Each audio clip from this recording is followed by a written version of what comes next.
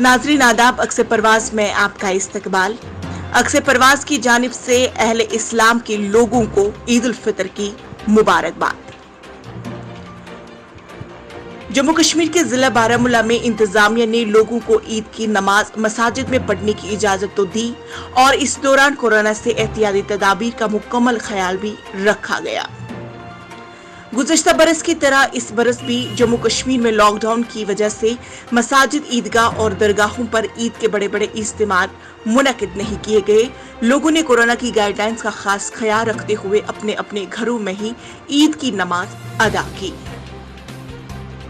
Saudi अरब में बुध के रोज ईद का चांद देखा गया, इस लिहाज से वहां बरोज जुमेरात 13 मई ईद को मनाई गई। जिला पुलवामा के 2 देहातियों में फौज और पुलिस की मुश्तरका टीमों ने इलाके को मुहासरे में लिया और तलाशी कार्रवाई शुरू कर दी। इस तलाशी कार्रवाई में एक ही कुंबे के 5 अफराद से मुहासरे के दौरान पूछताछ की गई, जिसके बाद सिर्फ 3 ही अफराद को रिहा किया गया।